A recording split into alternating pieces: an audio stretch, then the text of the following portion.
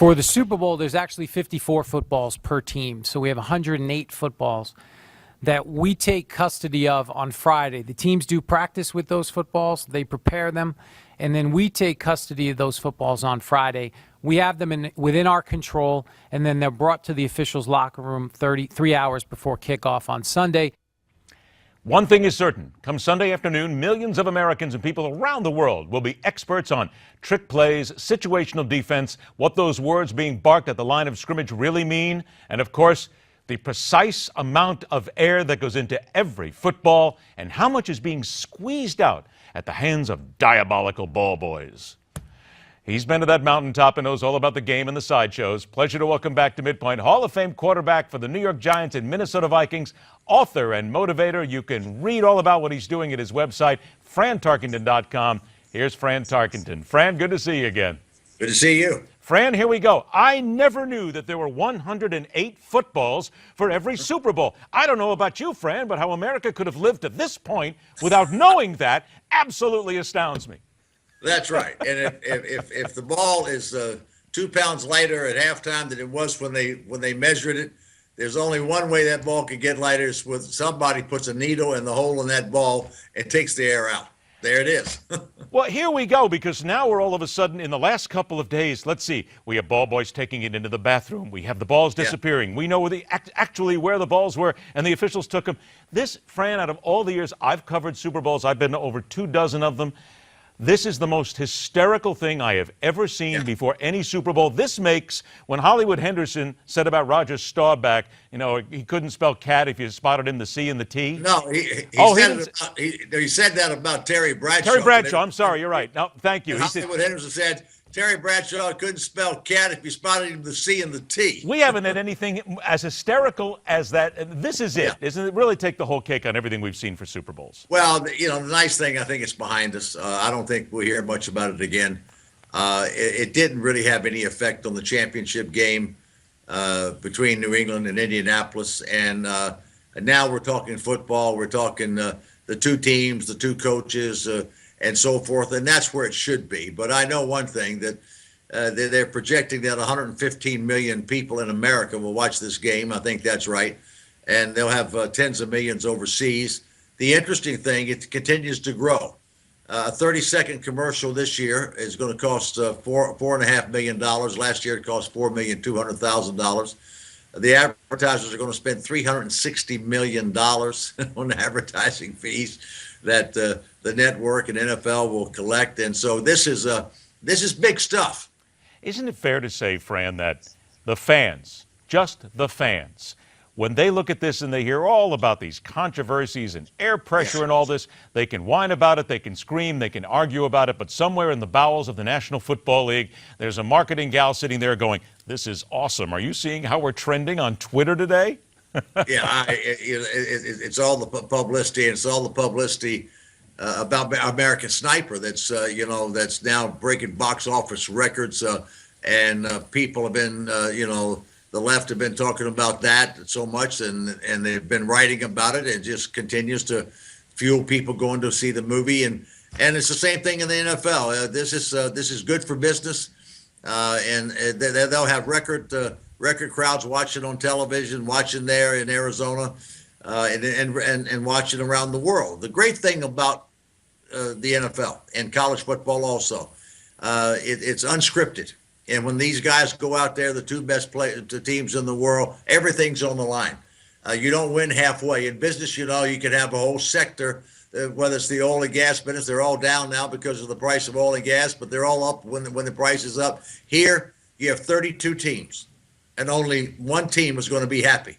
And here are the two teams going into the Super Bowl, and they'll play their hearts out, they'll coach their hearts out, their fans will cheer for them, and at the end of the game, only one team will count. You never know who the runner-up is. It's only the team that wins, and they did everything right, and they have all the great character, and the other team, you never see them again. Fran, I only got 20 seconds. Before we take a break, I got to put you on the spot. One last thing on this. Is Bill Belichick and Tom Brady two cheaters? No, I don't think either one of them are cheaters. I think they're great. He's a great quarterback, great coach, two of the best that's ever coached and played.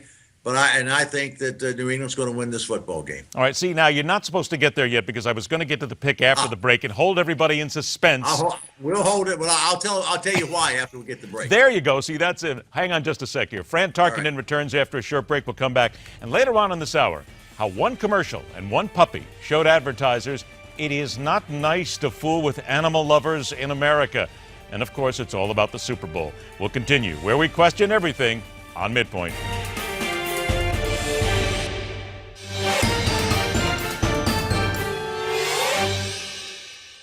He's a Hall of Fame quarterback. You can check his status every day at the website that carries his famous name, FranTarkenton.com. Fran Tarkenton is back in the MidPoint house. Okay, we're going to pretend that you didn't tell us who you think was going to win the Super Bowl, so we'll leave that here to the end.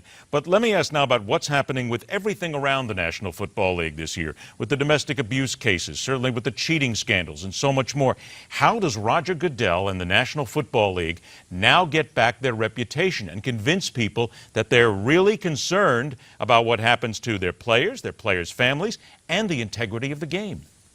Well, I think the NFL's kind of like, in Roger Goodell's role, is about like the President of the United States. You're never happy with the President, no matter who he is. And Roger Goodell is a good man and a great leader. He has to answer to, think of this, he's got to answer to 32 egomaniac billionaire owners. He has to work for those guys. Then he has to go and work with 3,000 or so NFL players that range in, that most of them are in their 20s, and they're making tens of 20s millions of dollars. All that money and all the adoration, you got to work with all those. And anytime anything happens, it falls on him. He's had a lot of issues this year: domestic violence, child abuse, the deflation scandal. It's always something he's got to deal with. And he's going to get criticized for it from one element or the other. I think Roger Goodell does a magnificent job.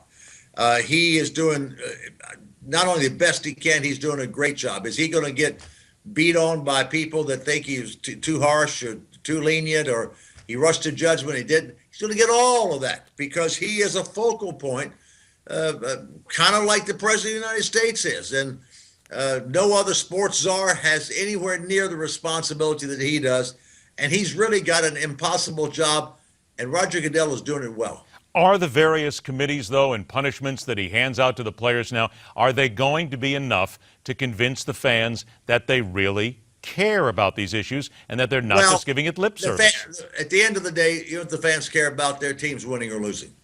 They don't care whether their guys, their teams, if they're on performance-enhancing drugs like Lance Armstrong and the baseball players are. They're happy with that. As long as we win, baby, win. That's, at the end of the day, that's all they care about, is winning, winning, winning. Sideline, they'll talk about Goodell and he was too harsh, too lenient, or the domestic abuse is going to cause uproar. It causes uproar. But every year, this year we've had more issues than any year that I can remember, and the attendance is up. As I said, they're going to spend more. $4.5 million per 30-second commercial to $4.2 million a year ago, $300,000 different. More people are watching, more people are going to watch. It's more popular than ever. With all of the distractions that we have, it just puts it more in the limelight. All right, so let's go ahead and turn to the limelight then. Now that we've got the chance, a couple of minutes here. You're sitting there. You've been to the big game before. You know what goes through these quarterbacks' heads. I've covered these games an awful lot. Players are off limits right now. Coaches have had their last couple of says with the media. What happens between this moment right now and the minute they get into that locker room on Sunday? Well, we've been doing this thing for over 50 years now. We were in 3 of the first 11 Super Bowls. We didn't know how to prepare for it, quite frankly. They know how to prepare for it in every fashion. Both of these teams are ready and prepared. They are skilled professionals. It'll be a great matchup, but they'll fill their time. They'll bring in movies and they'll have all kind of that type of entertainment to take their time and get the time going. And they'll also continue to prepare. They'll look at more tape. They'll do more planning and make sure they're sharp and ready to go on Sunday afternoon. And so we'll get peak performances. There was a day when we didn't get peak performances, and we didn't know how to prepare as well as they do today. But but let's put it this way. Last year for the Denver Broncos certainly was not peak performance on a Sunday. Well, Something happened there. Yeah, it was a peak performance. It was football.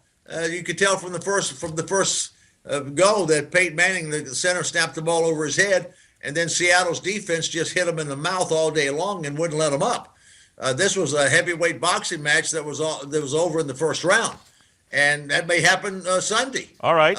So when you're playing against each other, you don't know. Let's turn to Sunday then. I got about 35 seconds left. Tell us how a team is going to win and who that team will be. Well, I think it's very simple. The team that protects the quarterback the best wins. The team that runs the ball the best wins. The team that knocks the quarterback down, the team that defends the run wins. It's that simple. It's a physical game, and it'll be that this week. And I think that Seattle is not as physical as they were a year ago. I think that New England is a lot more physical than they were a year ago, and I think New England will win, and I think it'll be somewhere in the 24, 21, 27, 24 range. And you know, of course, right away, everybody is going to say the only way they won is because they cheated. I understand that, and that will not be true. You are exactly right. Don Shula told me one time, never wait until the last play of the game. If you do, you didn't win the game. You take care of everything before that, you win the game. You don't have to wait until that one play of the game. Reminder again. That's what he's talking about. There you go. He knew. The website again is frantarkenton.com. Fran, it's always a pleasure to have you on the show. Continued success. We'll look forward to it again.